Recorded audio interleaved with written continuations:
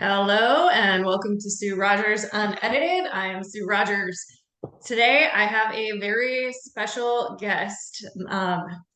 We met how many years ago now? Quite a few years ago at a leadership retreat that blew my mind and was very inspirational to me.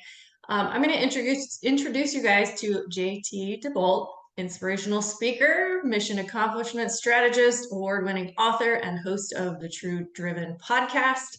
JT, welcome, and thank you so much for being here today. Thanks, my friend. So stoked to be with you. It's an honor. It's been a while. It's been too long. We actually got really more acquainted over all of the 2020 madness. Yeah.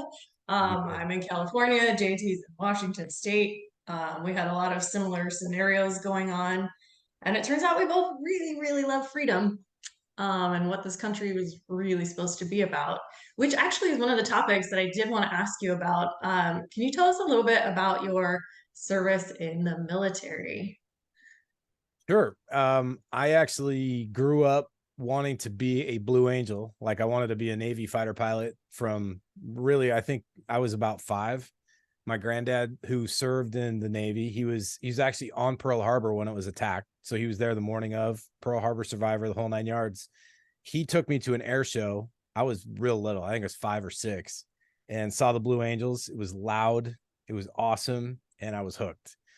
And then just kind of growing up, that's what I always wanted to do. My other granddad, my dad's dad, was a B-17 bomber pilot in World War II. So my bloodline was pretty much driving me that direction. Probably had a lot of influence, even though they didn't like say, hey, you should do this. Nobody ever actually said that. I just sort of came to it on my own, but it was a Yeah. lifelong dream, childhood dream to want to do it.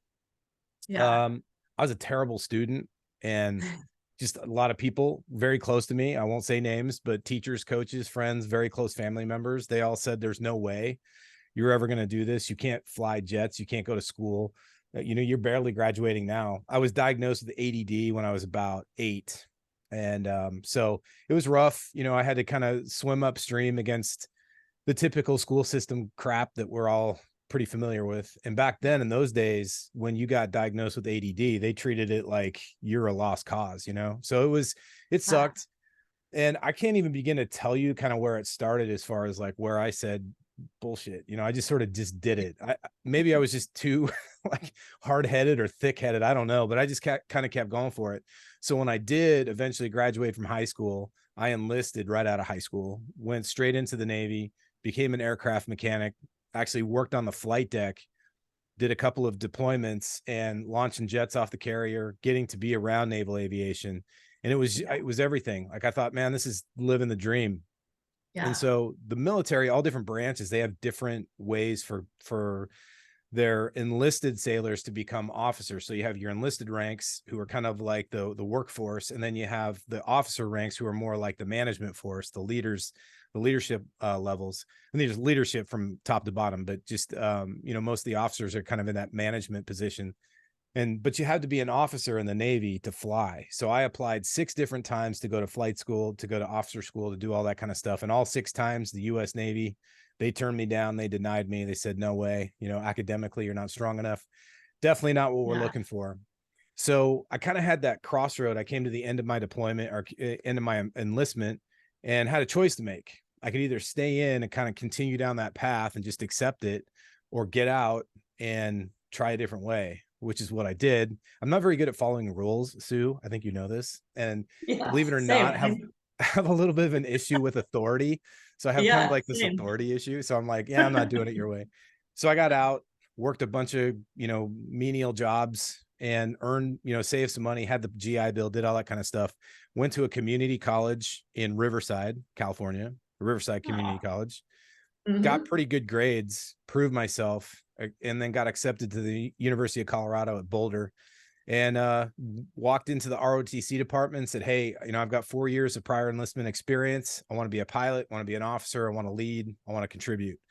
And they were like, great, we don't have a scholarship for you, but you can come in here and try to earn one. And so I just busted my butt. I got my head down, studied, worked real hard academically, excelled in the leadership side of it, and then ended up graduating, which blew everybody's mind. Got my degree.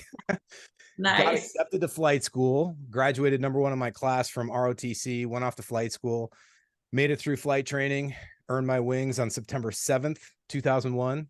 4 days later, the world changed, as you can probably well remember, September 11th. And from there, I did about 8.5 years as an aviator, and did all kinds of cool stuff. Did a lot of combat surveillance and reconnaissance, working with the SEAL teams and the Delta Force guys, chasing Al Qaeda and the bad guys, and then got out in 2008. 2008, September 30th. So about 15 years ago, and haven't looked back since. Been an entrepreneur ever since, and that's my story about the military service.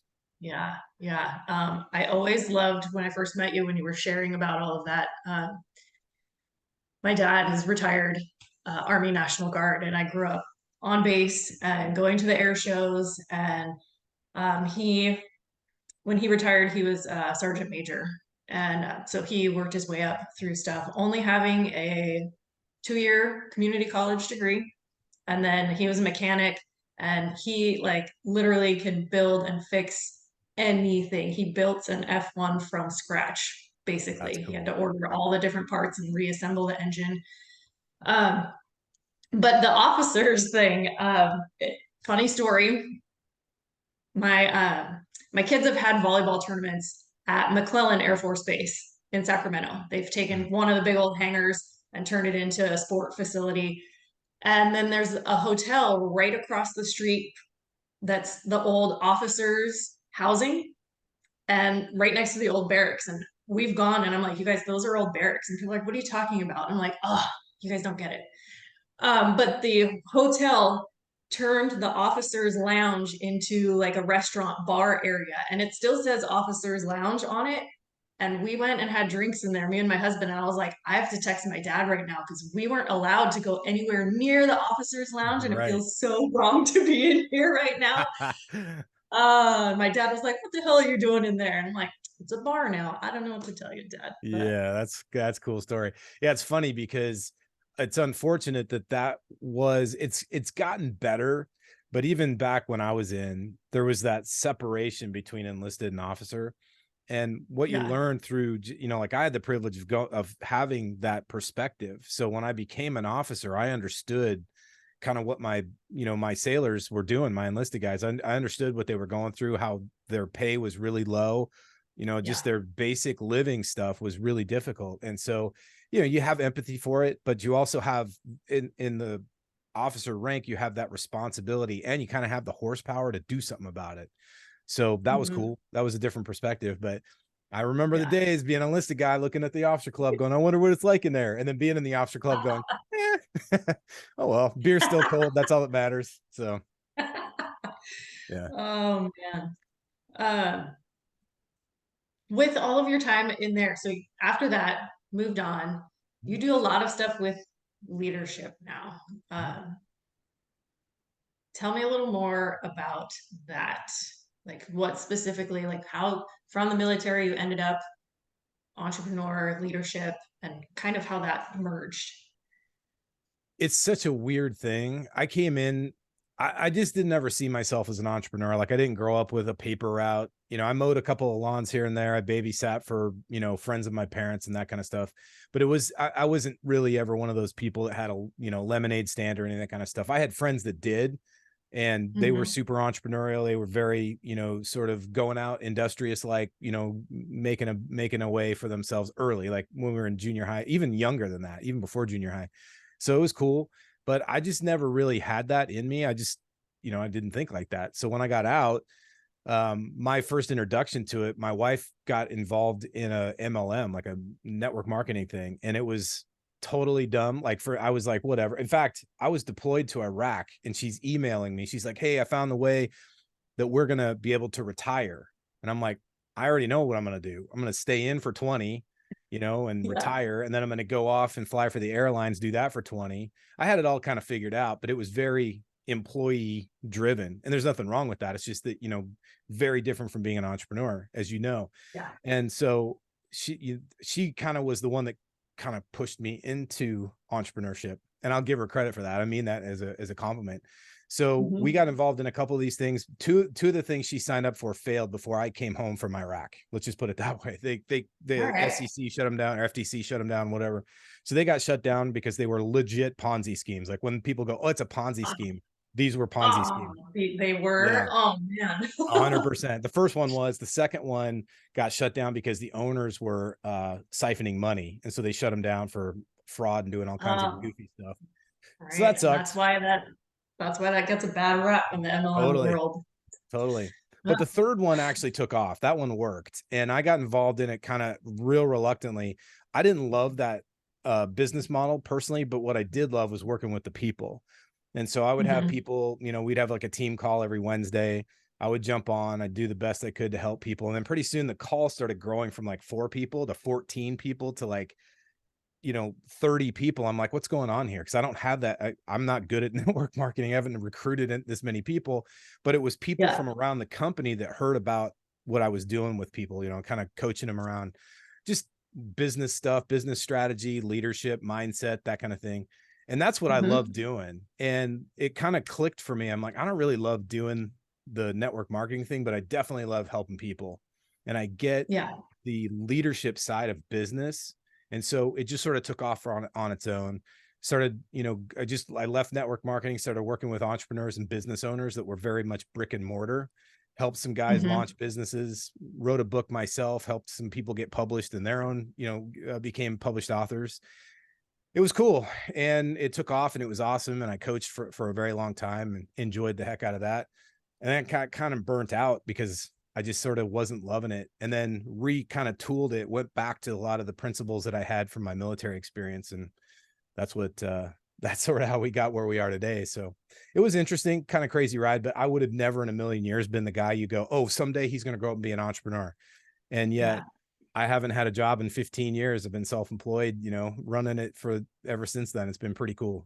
So Well, that's awesome. yeah. I grew up watching. My dad's been a self-employed electrical contractor my entire life. Like he's about to turn 70 next weekend. Dude's still out working, but That's awesome. like like if he wasn't out working, he'd probably be really, really bored. He's cutting back a little bit because my mom is like, "Will you please? Like we can retire. We don't need that extra money." Yeah. But he's got that like he's a builder and like that's what he does. That's But pretty yeah, so I amazing. watched him. We were a family of 6, and my mom was a nurse but stopped working in the hospital once there were 4 of us because she was like, "There's too much going on. I can't."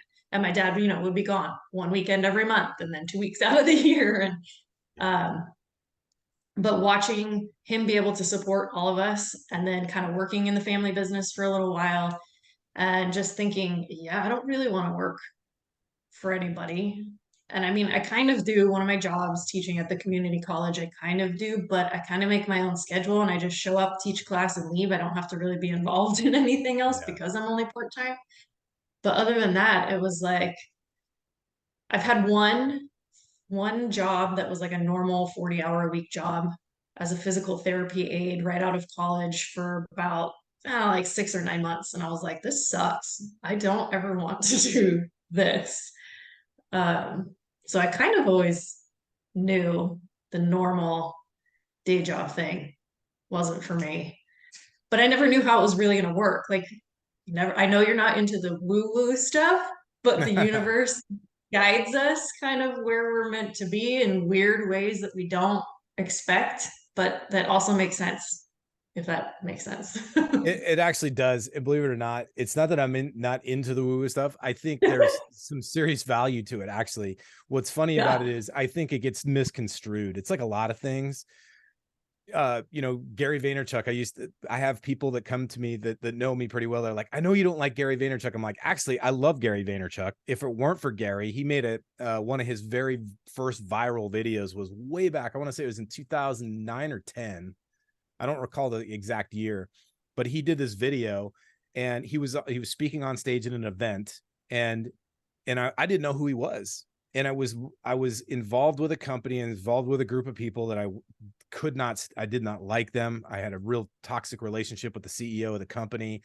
I was one of their sales guys in training. It was a network marketing thing. Could not stand the guy. He Mhm. was a complete scumbag. and we were at odds. And I was about to go live and do a training. Again, it was my Wednesday thing. And this time I was highlighted. I was like one of the company's top trainers, training on leadership, doing my thing. And I was 15 minutes. The thing started at 9 a.m. This is the time we were living in San Diego. It was at 8:45, and I was just sitting there stewing in my dread. I'm like, man, I don't want to do this. I don't know if you've ever had that experience where like, dude, anything but this right now. I'd rather be in the IRS office at this. Well, maybe not that. That might be a little bit extreme, but you get the idea. I was like, no way I'm doing this. So I was on YouTube. This is early days of YouTube. I click on this thing. I don't know who Gary Vaynerchuk is. I couldn't even pronounce the name, but he goes off on this thing for about 10 minutes. And right towards the end, he like, in his kind of high squeaky voice, he's like, stop doing shit you hate. And I went, I don't know what, it was like a lightning bolt went right through my head. I was like, holy shit, dude, he's right. And I'm about to do something I hate. So I went out there, and I know there's like thousands of people literally on the call waiting. And I just went in there and lit fire and then got off. Like I did the best job I could because I did it for them. And as soon as I got off, I called the dude and I'm like, I'm out. I don't want to do this anymore. And of course he got super heated. I tried to keep my cool. I did not keep my cool. And we left, I left that thing, but it was such an important moment in my life. So when people go like, hey, you're not into the woo-woo thing, I get this about Gary Vaynerchuk too. I'm like, dude, I used to hate the fact that he was like always talking about hustle your face off. I understood what he meant, but there was this whole hustle your face off culture. And you probably know what I'm talking about. This like chest thumping machismo bullshit where it's like, if you're not working 90 hours a week, you're not working hard enough. And I'm multitasking. I've got 900, business things that I'm doing all at once. I'm like, who the fuck, it's like, there's no way this is real. And so I would call bullshit. You know me, I call bullshit. Yeah. Like, no way. So it got turned into JT doesn't like Gary Vaynerchuk. I'm like, I love Gary Vaynerchuk, but that notion of hustle your face off, horseshit. And so the thing with woo woo is sometimes I get a little bit wound up over things because people again take it way too far, and they're like, oh, so you don't do anything. And you and I both know that's not how it works. So that's my disclaimer on the woo woo thing. Oh no, I get it. Because you're right. Like you can know that the universe leads you to where you need to be, but you can't just sit on your ass because then your universe isn't going to lead you anywhere if you're just sitting on your ass waiting for it to show up. Amen. You're totally right. Oh man. It'd be amazing if it worked that way. It would be amazing if it worked like that. Oh, right? Like I'm just gonna manifest $1 million check showing up into my mailbox like they say to do in the book The Secret. Yeah. I mean, the most I've ever had show up randomly or some you're part of this class action lawsuit. Here's $3 a check in the mail. Yes, it works. Yeah, exactly. That's funny. Far cry from that magic $1 million. That's true. Right? Hope for the best, but then you have to actually work for things in life. Yeah. But you shouldn't be working so hard, like you said, with the hustle culture that like you're grinding away and not stopping. That does nothing good for your physical health. Like you're going to deteriorate before you get to enjoy the fruits of your labor if you're not stopping to just live life and just always grinding and always, let's do this. Yeah, exactly. Yep. And the thing is too, and I've said this before, I've made pretty bold statements before. Sometimes you have to commit to the grind. Do you know what I mean? Like, and it's like, for instance, working out is a great example. Working out for me is something that I do. Like it's a sanity thing. It's a mental health thing. It's obviously a physical health thing, but it's also a beautiful metaphor for a lot of things in business and leadership. And so I will talk about commit to the grind, but what I'm not, and again, this is kind of like the Gary Vaynerchuk thing. People will take it out of context. They'll turn it into what they want it to be. For me, the biggest thing is like, you just sort of commit to the path, because some days it just sucks. Like you go to the gym, you don't feel like it. You're sore, you're tired, you didn't sleep well. Maybe you had too much to drink. I have no idea, but you show up and you're like, man, screw this. And you're working out and you're like, I have been doing this every day for a year and I don't feel like I'm getting anywhere. Entrepreneurship, same damn thing. You'll bust your ass, man. So I remember you've heard this like quote. I think it's hilarious because it's true. entrepreneurs are the only people crazy enough to give up a 40-hour a week job to work 70 hours a week to get paid nothing, right? Or to get paid less than they Yeah. got paid at the 40. Yeah. And it's true in the beginning. And then there's this Yeah. kind of point where you break through that. And frankly, there are times, I mean, when I was flying in the Navy, it was a 70-hour a week job. And I got into entrepreneurship and just thought that's the way you're supposed to do it. So I turned it into 70 hours a week, scaled it back to 40, scaled it up to 50. There are times, Sue, where I work 7 hours a week. Literally, there are And days where I barely show up and I'm like, I don't need to. And then there's times where I really push it and grind. And I think that's the important part is, when, and you just know that some days you just have to commit to the grind. Some days it's just going to suck, but you got to put your butt in the seat, get after it, get the damn job done. Then you get up, smile into the sun, have a great day, and then you move on. But, frankly, there are days where I don't work. There are yeah. weeks where I put 7 hours a week in as opposed to 70. So you find that balance, and it's not about work-life balance. It's about overall, making sure you don't kill yourself, burn yourself out, but you find those spots and those pockets of real joy, not so much happiness, but joy where you're like, man, this is pretty badass. I'm glad I get to do this, Yeah. Right. And how much more often do you get to do that as an entrepreneur as opposed to an employee? Because how much time do you really have to take off your regular job? Like you only have so many vacation days, or you have to work so long before you even get a vacation day. And then Yeah. if I have so many people that I know that are like, I can't miss this day of work because then what if they stop giving me hours? And like you're so like stressed about having to be there. I don't know, man. Like there was one brief time where I teach that the one boss that I had, I was worried that if I didn't show up, I wouldn't be given the same amount of classes that I normally would get. And I missed one of my kids' field trips. And I went to every field. Like the number one thing I wanted to do in life was be a mom. And I wanted to be there for everything. Okay, so my son just moved away for college a couple weeks ago, so I get emotional when I talk about being there for everything when they were little.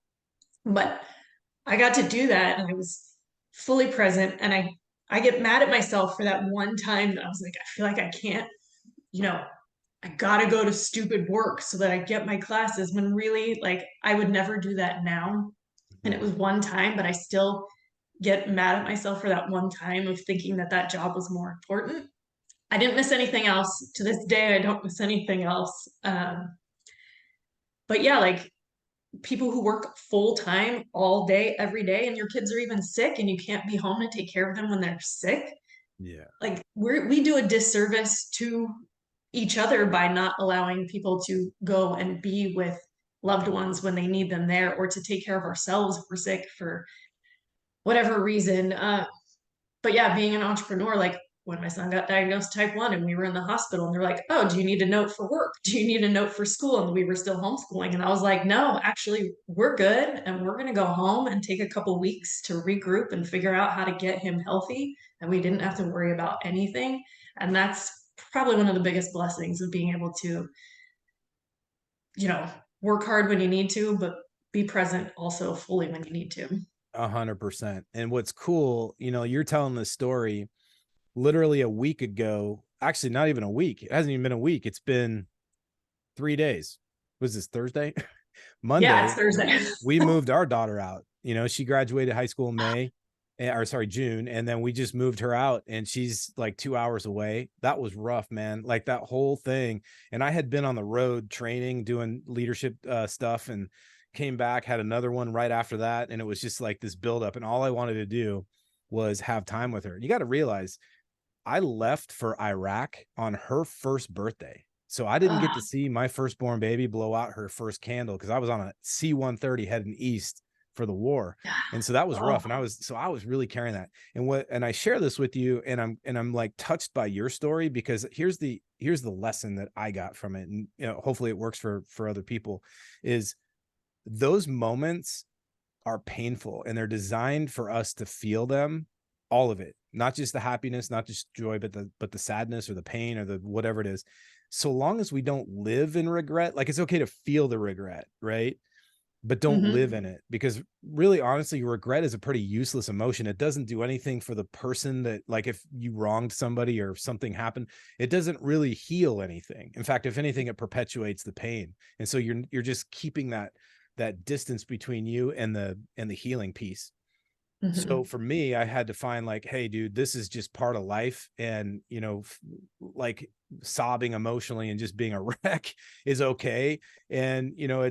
it's part of life, but it's such a cool thing. I mean, think of what you did. Like, you got your son through a really scary medical situation, have given him the tools to be able to work with that. And now he's off being a self-sufficient, amazing young man. I think that's a huge victory. That's a big win that anybody would be inspired from, but also be able to learn from and go, hey, I might need to follow Sue's lead and see what she's doing here, because we all got a thing, and everybody does.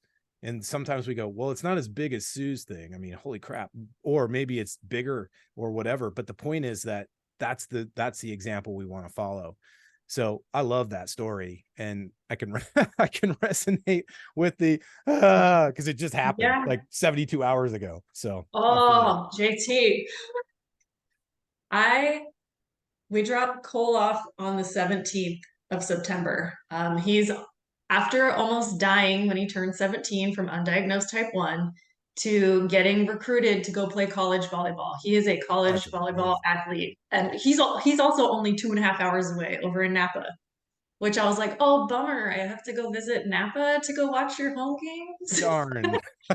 Um, but like that whole first week, I could not think about it without crying. Like he's my dude. Like he's out of our my two kids, he's the me. He's the calm.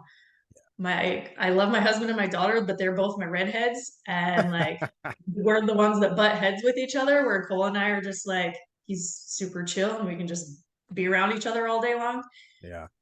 Um, and like he's never been away from home. Like we've always traveled for all his stuff together. So even before we even left the house, we were hugging and crying. But we're like, you've worked so hard for this. Like we're crying and like, but trying to be excited because I mean, the kids work so hard for those goals, and then you get to see them go do them, but nobody really prepares you for the part of your heart leaving your body as you watch your kid go out to do hopefully amazing things in the world. Oh, yeah, I was a hot mess for a whole week and couldn't even talk about it for a whole week without crying. Well, I think you said it, watching a piece of your heart leave. That's truly what it is. And it's so cool because as parents, we get to have that experience to reinforce that we did a good job. You know what I mean? Because how many times have you been like, oh man, I blew it? What, for whatever it could Right? be. You lost your temper, or you Yeah. didn't do this, or you forgot that. It's just one of those things. And we can live in that for as long as we choose. And this is where the woo side of me comes out. It's like, yeah, you can choose that, or you can flip it on its tail and go, you know what? Instead, what I'm going to do is go, I was given a gift of a moment that came out the way it came out. And now the continuing gift of it is that I get to learn from it and hopefully not make the same mistake again. Or if I do, recover from it even faster. And so, Yeah. our daughter, she's like me, like with your son, spitting image in terms of just like energy and emotion and Yeah. attitude and all that kind of shit. My son, just like Yeah. my wife, super chill, like cool as the other side of the pillow. And there are times where I'm like, I want to go, dude, get fired up. Let's go. Like, you need to be driven. And he's just like, bro, I got up at 4 o'clock. This is literally, I was up at 4 o'clock without an alarm clock. I was down in the gym while you were still snoozing. I busted out an hour and a half workout, meditated, took a shower, read. I did all that stuff. And oh, by the way, I'm off to school. See ya. Like, he's so calm about it. Whereas I'm like, Mic yeah, drop man, you on gotta you. be like rah, rah, rah, and he's like, my daughter will do that, but she's, but the difference is this is I look at that, I'm like, man, I feel bad for trying to force my way on him. And then I look Yeah. at him at 15, he's like, I'm good. So that's the Right. the lesson is, oh, cool. I didn't screw this up that bad. And so I think it's cool that Cole, like, let's be real, going through a very scary situation like that, where your life is in the, hanging in the balance. And now playing at a high level, by the way, playing a competitive, intense sport at a high level. We're not talking about, and no disrespect to sports that aren't. It's just that, let's talk about that for 2 seconds. He's playing volleyball in college. There's a lot that's weighing on that. College athletes, I think, get underscored as far like they get overlooked in terms of just how much that is demanding. Plus, they got to stay academically sound and all the stuff and have a social life, So Yeah. you did an amazing job. That's a long way of me saying awesome job, Mom. Thank you. Thank you. I mean, I imagine your kids are probably really kick-ass people too, just from knowing you. Um, but yeah, like I feel like it's such a gift to have had kids Yeah, for sure. and just what I've learned from them too. And also telling them like in regards to like if I mess up, also letting them know like, hey, if I as you get older, if there are things that I do that you don't like, always just please tell me because I would rather work on myself to better myself and keep my relationship with you than you just to be like, oh my God, I hate that my mom does this. I don't like this behavior of hers. I'm done talking to her. Like, just tell me what it is because I am not perfect. I will never be perfect. And I would rather work on whatever it is to maintain a relationship because I know I always have room for growth. And I've always been honest with my kids about that because we've seen too many people in the family where like we don't talk to certain people anymore because I don't think they would recognize they're like, I'm not perfect, but if you can't have the conversation with the other person to try to work on yeah, but always been honest with my kids about that too. Like, let me know whatever it is that you're like, Mom, I hate that you do that. You're like, oh shit, I guess I gotta go back to the drawing board and work on myself a little bit more again. And It's one of the great gifts of kids, man. And it's interesting because we're talking about parenting, but even if you're not a parent, or even if it's not in your, you're just, that's not going to happen. It's translates to anything with regard to, me, I love leadership, and it truly is. It's like amazing what our children do for us and what we do for them to create. It's almost like this leadership laboratory, right? What you mm-hmm. just said, hey, listen, I'm not perfect and I'm open to you calling me out on it so that I can learn, but also they grow through that, because think about how difficult that is early, but then they start growing into it and they're like, man, I would love to tell her how much that pissed me off or whatever. And then you give Yeah, them that door. It's one yeah, thing, and I'll tell you this from being on both sides of the leadership channel. It's one thing for a leader to go, hey, I've got an open door policy. And you're like, okay. And then it's the time where you have to go into that door with the open door and then say, hey, sir or ma'am, this is jacked up. It takes a lot of courage to walk through the threshold of that door and deliver that. yeah, You yeah, hope that the leader receiving the message truly meant what they said, because if they didn't, that's the best way to destroy all trust up and down that chain of command. And so in the mhm. military, that's true. In corporate America, it's definitely true. Unfortunately, it sounds like, I've never worked in corporate, but it sounds like from the clients that I've had that are corporate America folks, that's a big time issue. And I'm not talking about one country or one company or one industry or any of that. I'm talking about just culturally speaking. Yeah, But it is imperative for families, imperative for relationships in general, good friendships, husband, wife, whatever, romantic, and then also like a parent thing. So it's an interesting dynamic. People overlook or maybe don't understand how much their kids can teach them about parenting. And you could replace that, because it's synonymous, how much the folks we work with can teach us about our leadership. I know that seems like a weird tangential thing to do, or to talk about, but it's so closely related that I had to point it mhm, out. So it's pretty cool that you have yeah. that relationship with your parent or with your kids. With my parents too, actually. That's awesome. Um, and it like there's a couple things because we all live on the same compound. My house, his house, my parents' house. So there have been times where I have to be the one to be like, oh shit, I gotta go talk to my mom about some boundaries or whatever the thing was. And I'm like, oh God, I really don't want to do this because I feel like they Yeah. should just know, but they don't know that they're crossing an imaginary boundary with something and not intentional on anyone's part. Like everyone out around here, we do all mesh. But there have been a couple times where I had to be like, oh God, I gotta go talk to my mom about this. But I talked to her and it's cool and we work on things. And so, right, like I have a mom that I can do that with. Even my dad, like, I could talk to him too. And there's mutual respect there to work on things. And then we've got other sides of the family where it's not like that at all. And it's Yeah. so it's crazy to see like Yeah. different.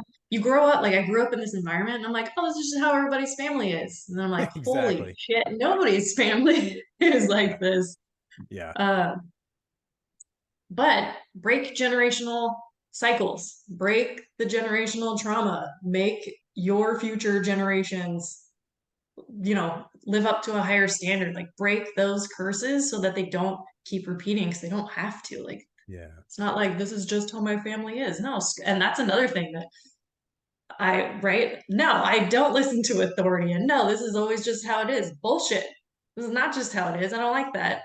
That's right. And then I try to change things. Yeah. Uh, Problem with authority, both of us. Well, it's what keeps you young. More I'll people take should it. question authority. More people should push back against authority. When the reason being, it keeps you young. There you go. I like it. I like it. One more thing I do want to ask you about too, because you brought it up too, is your book. When did you publish your book? I initially published it in 2010, and then we did a revision in 2012. So the one that most people Okay. are familiar with came out in 2012. So Okay. yeah, it was 2012 was the release of the revised version of it. Yeah. Nice. And as I was getting ready to ask you questions, I realized I'm such an asshole. I don't even have your book or have read it yet, and it's now on my list of to get my hands on because I imagine it's got a ton of really good information in it. So it's going to be on my list of my next. I always have like 5 books in rotation because I have like book ADD and they're all on different topics. So it's going to come into my next rotation. I appreciate that. No, thank you very much. What's interesting is, and this is true, I love that you brought up the kind of ADD thing. One thing I've learned through reading books, and I get questions all the time, what books do you recommend? What are you currently reading? All these things is I like to read a book from like start to where my attention is stopped, not necessarily start to end of the book. I've heard Yeah. Ryan Holiday's a famous author. Don't necessarily agree with everything he says, but I think his writings are pretty good. So I just try to stay away from his social media account. Let's put it that way. But he's brilliant in some of the things he writes. And one thing he did say was, "You don't owe anybody any excuse for." He's like, "Oh no," what he said is, "You don't have a responsibility to finish a bad book." That's what it was. And I thought that was like super profound. And the reason I say that is because you were talking about kind of having books in rotation. I will Mhm. say I'm not somebody who loves to talk about hacks. I think that's a hack though. I think that's a good hack, like a performance hack, because you kind of read and then you get to the point where like I got what I need. Go implement it. Work on it. Jump onto the next book. Keep your attention really sharp with it. If you don't finish, if you're reading 5 books, I don't see an issue with that. I think that's pretty badass actually. But the biggest thing I think people get tied up with that is they're like, well, if I don't, am I not finishing something? It's like, yet you haven't finished it yet. That's the big thing. Yeah. 5 books in rotation. I think that's pretty cool. I'm going to implement that. Nice. And really, there's such different topics too, but some of them are like reading about the history of uh, healthcare slash sick care in the US Mm-hmm. and how a lot of the practices um, really how they evolved and how really they're not effective. So it's everything opposite of what we're taught. Usually that's the kind of book that I'm reading. Like I already Nice. learned whatever they want to promote to us. I want to find the books that are not mainstream that are teaching us, hey, back in the day, this disease really was eradicated before they started injecting anybody with anything. Those are the books that I read. And those ones are usually so intense that I can only read so much at a time where I'm like, okay, I'm overwhelmed. I need something more like historical fiction to throw in or like a self-help something thrown in. So there's always a variety of of that, or like a gut health book, something more, yeah, lot of Yeah, variety. I love that. That's an awesome. This seriously, if you think about it, from just a strategic thinking standpoint, makes a ton of sense. And I know, so they're like, if you think about it, if anybody went to college or even if you went to high school, you're reading 5 books at once anyway. You had your history Oh book, yeah, your English book, you had all that kind of stuff. So it wasn't like you were reading start to finish. The biggest thing is, as a like, I'm going to make a broad statement here, and I hope it doesn't ruffle too many. Actually, I do. I hope it ruffles feathers. As yeah. a society, we've forgotten how to think critically, or so it would seem. That art and that skill has diminished over time. Everybody is so Oh, knee-jerk reactive. Everybody is so emotionally fueled, and there's nothing wrong with having emotions. I'm not talking about turning off and just being like a machine, but what I am saying is there's got to be a point where we step back and go, holy shit, I'm really triggered by this. What's going on here? What's going on? What are they trying to say? What am I receiving? How come this is pissing me off? We have to be willing to do that. Very few people do.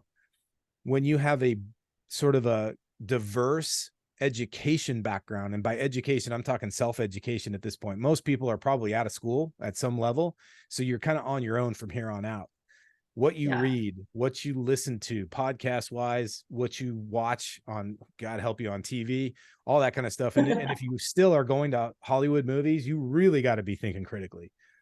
And Oh my it's so God, yeah. funny because I look back when I was a kid, I used to laugh. Like I remember going to movies and being like just laughing my ass off at movies or being super inspired. And I go back and watch those movies now. I'm like, what did I miss? And they're Yeah. badass. Like I'm like, there was no hidden agenda behind those. They're great stories. Now my kids are like, hey, let's go see the latest fill in the blank movie. I'm like, okay. And what's the plan? We're going to be on high alert. That's what we're going to do. Who's it by? What studio put it out? Oh, Disney? Oh, well, maybe we're not going to watch that one. I don't Yeah. mean to give a low blow here, but let's be frank. It's like Oh, at some point you're like, and my point of this whole thing is not to go off on a rant. It's more to say, more than ever, you have to really be thinking critically, not yeah. because of a tinfoil hat type of thing, but you got to think critically, because if you don't, there's a chance right now you're in, sleepwalking mode. And if you do that long enough, you're going to walk right off a cliff. But more importantly, somebody's going to walk you off that cliff. Right. And it's just like, I got to think, and this is a leadership conversation again. At some point, we have to assume full responsibility for ourselves and go, this book that I'm reading is awesome. I chose it before because through my own filtration process, this is a topic like you were talking about gut health, or you were talking about healthcare versus sick care. Very interesting. Yeah. Purposely educating yourself around that. Most people won't. They'll just accept what's being told to them. But it's really paramount when you start getting in front of anything that is rectangular shaped and glows and it plugs into the wall, whether that's these damn things or your laptop device or your TV. You have got to be wide awake, paying attention. I love watching sports. Don't get me started on football. I love watching football and hockey. Every time the commercial comes on, goes straight to mute, and I leave the room and come back. It's like, I'm not paying attention to this shit. And I say that not to raise or not to, get everybody fired up or to talk some, dramatic bullshit. It truly is imperative for all of us to say, hey, I'm going to slow things down. It's gotten super chaotic over the last 3 years, going on 4. It's time to slow down and think about this, as opposed to being emotionally reactive, as opposed to being triggered over the smallest thing. You may not disagree, or you may disagree with somebody. You may not like what you hear, and that is completely cool. No problem Yeah. there. But ask the question, how come? What about that pisses me off? I could say one word, one name, and if I said it, half the room would lose their shit, and the other half would be like, oh my God. And I think that's very strange. If you say Yeah. Donald Trump, if you say Joe Biden, if you say anybody's name, like a politician specifically, Anthony Fauci, you say those names, somebody on one side is going to lose their shit and the other side's going to say, oh my God, and follow. And I just find that very odd. There's no in between where people go, I guess. I mean, yeah, whatever. There's just no like neutral ground with that. That's an indication if and hey, I could be speaking to just you and me here, but I'm guessing there's probably at least one person watching this right now that goes, damn, you're right, I do that too. Well, guess what? Just like that conversation we had about parenting, now's a great time to go, hey, it's self-awareness. I got pushed or triggered over that name in one form or another. I either got excited or I got pissed off. How come? Is that true? Do I really need to be there? Does it fucking matter? Right. Probably doesn't in the grand scheme of things, but it comes down to personal leadership, personal responsibility, that ownership that we have the ability to basically captain our own ship and not fall into the bullshit that I think is kind of being dragged around these days. And again, I don't want to make this about politics. It's just more about personal ownership and being your own, self-guided person. Yeah. All joking aside about, having a problem with authority, this is your ability to kind of have your own agency, as far as, being your own leader. And I think that's a big deal. Yeah. Yeah. And like, do you hear like, because sometimes I hear some of those names and I do the eye roll. Not that I have like I'm not going to get up and go do anything stupid about it. But those reactions, if you think about it too, like, why am I having that reaction? And what can I actually do about it instead of just like having a stupid emotional reaction? Because that doesn't serve any purpose. So, how Right. can you take your leadership skills and whatever it is that you don't like about something, actively put some energy into creating some change with Mhm. it also? Yeah. Because I feel like so many of us are like, it just is what it is. And what am I going to do? And my vote doesn't count and whatever Yeah. it may be. But like, you can create change if you start at like your local level in related to those things. But whatever it is that you have an emotional reaction to, you do have some power to be able to maybe just make awareness. If you don't have enough power to actually create change, you can be a part of something that can help change and become a leader in that area of whatever it may be. Yeah. Biggest thing is getting curious.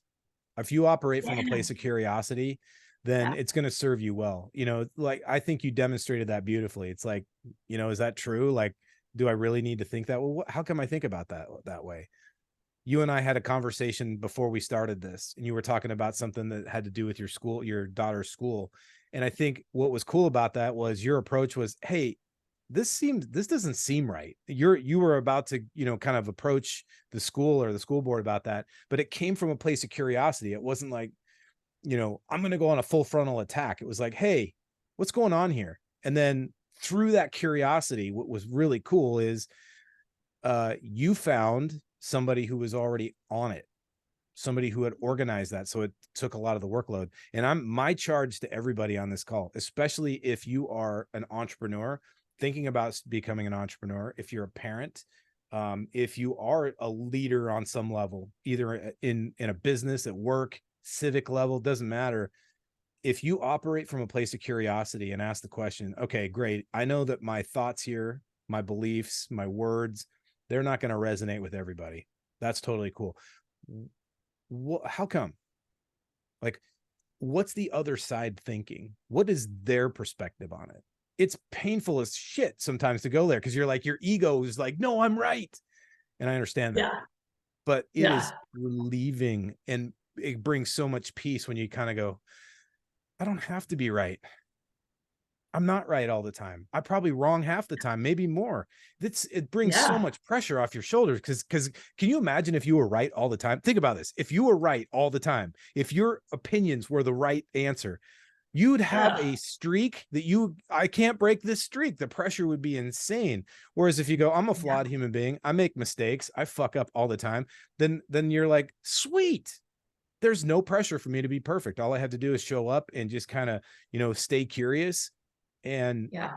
let the chips fall where they may, and then think critically when they do fall to make my next move.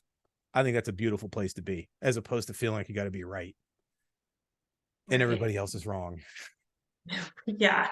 Oh my gosh. I couldn't even imagine thinking I'm always right. Like, Yeah, whoo. Nobody's ever going to be all right all the time that's on right. anything.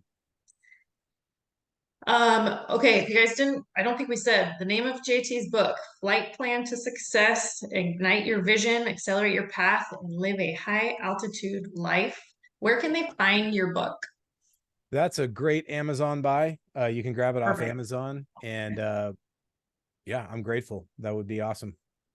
Yeah, I can't believe I told him. I was like, oh my God, I'm such an asshole. I haven't even read his book. You guys, by the way, JT did the foreword in my book. So if you've read my book, this awesome human being was kind enough to do the intro area for me. And I am ashamed that I don't have your book. No But worries. it's about to be on the way to my house. Where else can they find you as well? Social media, your website, throw all of that out there.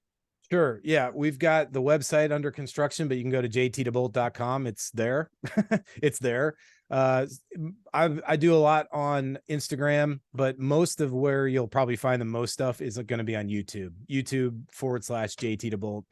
And you'll see my podcast. You'll see some of the stuff I do there. And that'd probably be the most comprehensive place to find my most up-to-date stuff. Okay, awesome. Well, JT, it has been a pleasure, and I imagine we could talk forever and ever. So we may just have to have you on again at some other point. I'd But be I honored. appreciate you being here. And then everyone else, also appreciate you guys being here and listening. You know, you can find us here on YouTube, Anchor, Spotify, my website, www.balancedaylife.com. And hope you guys have a good rest of your day.